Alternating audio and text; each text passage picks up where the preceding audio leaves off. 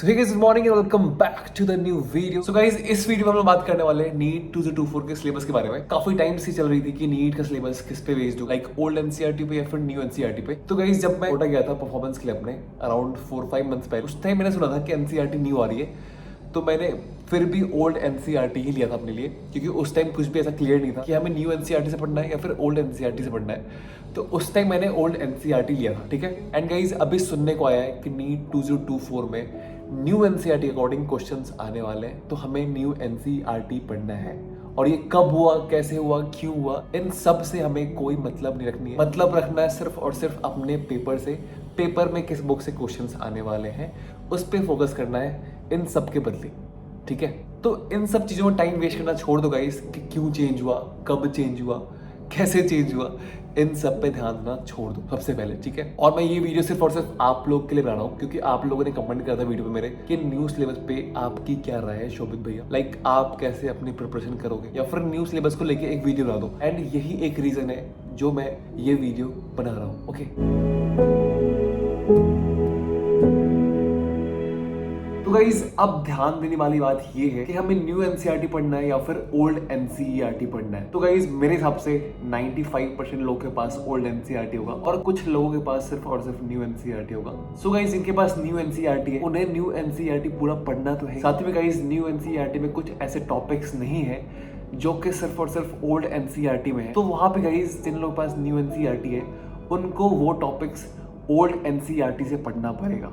अब यहाँ पे एक बात समझ में नहीं आई, जब न्यू एनसीईआरटी बनाना ही था तो फिर टॉपिक क्यों ऐसा छोड़ दिए उसमें जो हमें ओल्ड एनसीईआरटी से पढ़ना पड़े। मतलब अब दोनों बुक रखे साथ में, यही हुआ ना इसका मतलब। सो गाइस, न्यू एनसीईआरटी में कुछ ऐसे टॉपिक्स नहीं है जो कि सिर्फ और सिर्फ ओल्ड एनसीईआरटी में, तो आप ओल्ड एनसीईआरटी भी लेनी पड़ेगी जिन लोगों के पास सिर्फ और सिर्फ न्यू एनसीईआरटी है। तो अब बात करते गाइस उन 95% लोग के लिए जिनके पास सिर्फ और सिर्फ ओल्ड एनसीईआरटी है। सबसे पहली चीज़ गाइस, आप अपने एनसीईआरटी में चैप्टर्स के आगे क्रॉस कर दो। जो चैप्टर्स न्यू एनसीईआरटी में नहीं है वो चैप्टर क्रॉस कर दो, मैं नाम बताऊंगा आपको अभी।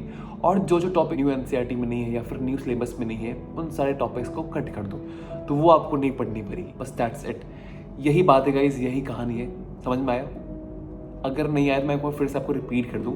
हमारे पास न्यू एनसीईआरटी, ओल्ड एनसीईआरटी दोनों है। न्यू एनसीईआरटी में गाइज जो नया सिलेबस आया है हमारा नीट का, उन सब चैप्टर्स को काट के जो हटे हैं, जो टॉपिक्स डिलीट हुए हैं, उन सारे टॉपिक्स को, उन सारे चैप्टर को डिलीट करके एक प्रॉपर आपका न्यू बुक बना दिया गया है। कंटेंट आपका सेम है, बस जो चैप्टर डिलीट हुए हैं उन चैप्टर को उसमें पेस्ट कर दिया गया है। बस न्यू एनसीईआरटी में बस इतना ही है आपका। बल्कि कुछ टॉपिक्स ऐसे हैं नीट में जो आपके ओल्ड एनसीईआरटी में ही मिलेंगे। तो कंक्लूजन यही हुआ गाइस कि आप अपना ओल्ड एनसीईआरटी लो, उसमें से उन चैप्टर्स को डिलीट करो जो नीट में नहीं आने वाले हैं, उसमें से उन टॉपिक्स को डिलीट करो जो न्यू सिलेबस में नहीं है। बस दैट्स इट, आपको यही करना है, ठीक है। अब मैं आपको बताता हूँ टॉपिक्स के नेम एंड उन चैप्टर्स के नेम जो आपको अपने ओल्ड एनसीईआरटी में से डिलीट करना है, ठीक है। एंड गाइस, ये सब तो हो गए चैप्टर्स वगैरह जो आपको ओल्ड एनसीईआरटी में नहीं पढ़ना है एंड न्यू एनसीईआरटी में आपको ये चीज ऐड करना है। बट गाइस, इससे भी ज्यादा आपके लिए क्वेश्चन प्रैक्टिस करना न्यू एनसीईआरटी के अकॉर्डिंग, इसके लिए guys I will suggest you कि आप नीट प्रेप एसेंशियल के एनसीईआरटी अभ्यास बैच से क्वेश्चन प्रैक्टिस करो, क्योंकि इसके अंदर आपको मिल जाएंगे new NCERT plus old NCERT के पेज वाइज फिल्टर्स। लाइक जैसे कि आपको पता है कि टॉपिक्स कम हुए, चैप्टर्स कम हुए, तो आपको कम पेजेस से काफी कंसेप्चुअल क्वेश्चंस आने वाले हैं नीट 2024 में। इसके लिए आपको कंसेप्चुअल क्वेश्चंस का करना होगा प्रैक्टिस, वो भी आपके एनसीईआरटी के पेज बाय पेज। तो इस कोर्स में गाइस सबसे बड़ी खास बात है कि इसमें आपको new NCERT plus old NCERT के पेज वाइज फिल्टर्स मिल रहे हैं। साथ ही में गाइस आपको हर एक पेज से जितने भी क्वेश्चंस बन सकते हैं और जितने भी क्वेश्चंस पीवाईक्यूज में आ रखे हैं वो सारे क्वेश्चंस मिल जाएंगे, जिससे आप कर सकते हो क्वेश्चन प्रैक्टिस। और हर एक पेज पे आप बना सकते हो अपने 100% कमांड, जिससे आपको एग्जाम में परेशानी नहीं होगी कि ये क्वेश्चंस कहाँ से आ गए, ये क्वेश्चन कहाँ से आ गया। आपका हर एक क्वेश्चन पर रहेगा 100% कमांड अगर आप क्वेश्चन प्रैक्टिस करते हो अच्छे से। तो सबसे बड़ी चीज है इस केस में आपको पेज पे फिल्टर मिल रहे हैं, तो आप अपने अकॉर्डिंग जितना आप पढ़ते हो दिन में, जितना आपने बायो पढ़ा, जितना आपने फिजिक्स पढ़ा, जितना आपने केमिस्ट्री पढ़ा, उतने पेजेस का आप कर लो इस कोर्स से क्वेश्चन प्रैक्टिस। और अगर गाइज आपका कोई क्वेश्चन रॉन्ग होता है तो इस पे आपको मिलेगा audio explanation plus video explanation plus in detail explanation. अगर आपका कोई क्वेश्चन रॉन्ग भी होता है तो आप उसको तुरंत वहीं पे समझ लो और अपनी सारी डाउट्स क्लियर कर लो। इससे आपका उस क्वेश्चन पे कोई डाउट नहीं रहेगा। तो रिविजन के टाइम में गाइज अगर आपका वो क्वेश्चन रिपीट हुआ तो आप तुरंत सॉल्व कर लोगे उस क्वेश्चन को। इस चीज से आपका ये फायदा होने वाला है काफी। तो इस कोर्स से गाइज आप कर सकते हो क्वेश्चन प्रैक्टिस काफी अच्छे तरीके से। इस कोर्स की प्राइस काफी कम है,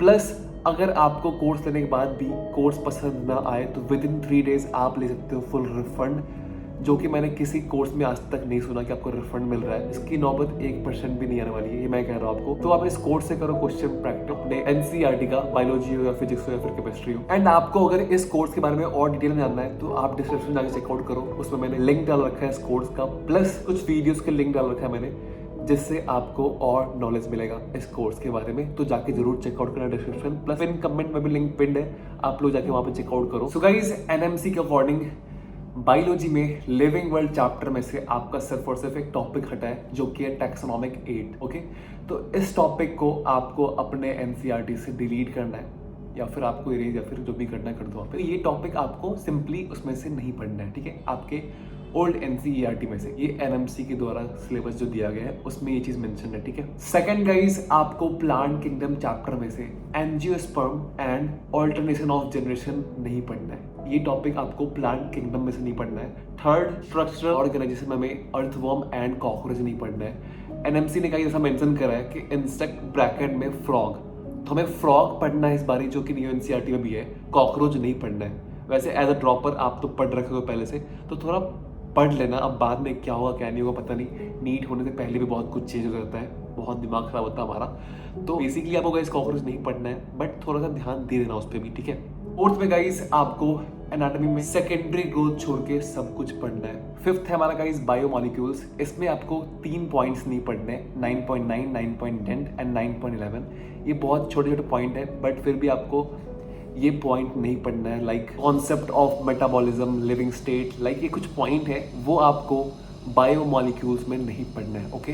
उसके अलावा आपको सब कुछ पढ़ना है। नेक्स्ट है हमारा प्लांट ग्रोथ एंड डेवलपमेंट से आपको 3 टॉपिक्स छोड़ने हैं। First, photo periodism. Second guys, आपको अच्छे से बनाने के लिए मैंने चार्ट बना लिया, लाइक ओल्ड एनसीईआरटी में से जो कुछ आपको नहीं पढ़ना है, जो टॉपिक्स आपको नहीं पढ़ना है, वो सारा कुछ लिख रखा है मैंने इसको, आप लोग स्क्रीनशॉट ले सकते हो। तो सबसे पहले गाइस, आपको लिविंग वर्ल्ड से टैक्सोनॉमिक 8 नहीं पढ़ना है, ठीक है, ये देख लो आप।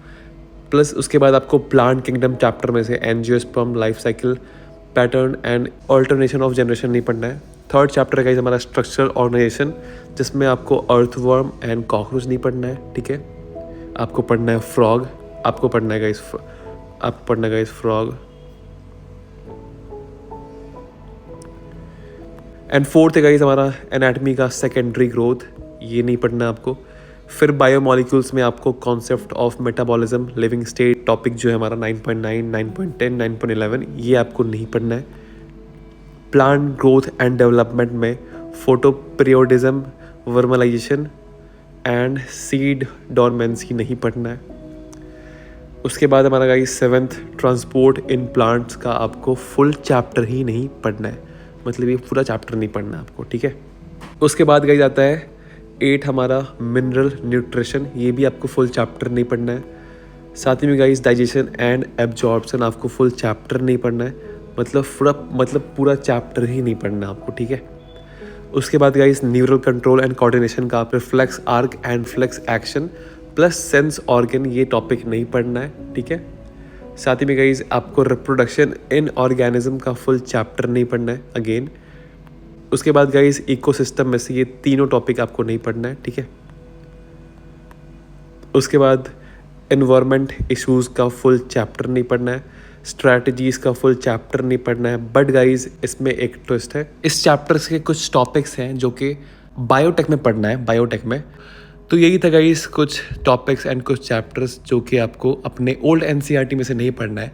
तो मैं आपको यही बोलूँगा गाइस कि आप भी ओल्ड एनसीईआरटी ले लो। वैसे न्यू एनसीईआरटी है तो आप पीडीएफ डाउनलोड कर सकते हो, बट पीडीएफ से पढ़ने में मुझे मज़ा नहीं आता है, मतलब ऐसे कॉपी रहे बुक रहे तो पढ़ने में मज़ा भी आता है। तो मैं यही कहूँगा आपको कि आप ओल्ड एनसीईआरटी ही ले लो, उसमें से वो सब कुछ डिलीट कर दो जो मैंने आपको बताया, वो सब कुछ डिलीट कर दो। उसके बाद आराम से आप पढ़ो, ठीक है। एंड गाइज अगर मेरे से कुछ छूट रहा है और आपको अगर पता है तो आप कमेंट ज़रूर करना, मैं पिन कर दूँगा कमेंट को, जिससे लोगों को और इन्फॉर्मेशन मिल सके और मुझे भी मिल सके। तो अगर मेरे से कुछ छूट रहा हो तो आप मुझे प्लीज़ बता देना, ओके। आई होप आपको ये वीडियो पसंद आया होगा, पसंद आया तो प्लीज़ लाइक कर देना, और अगर चैनल पर नहीं हो तो प्लीज़ सब्सक्राइब कर देना। तो thank you so much for watching, मिलते हैं फिर से नेक्स्ट व्लॉग, तक के लिए बाय।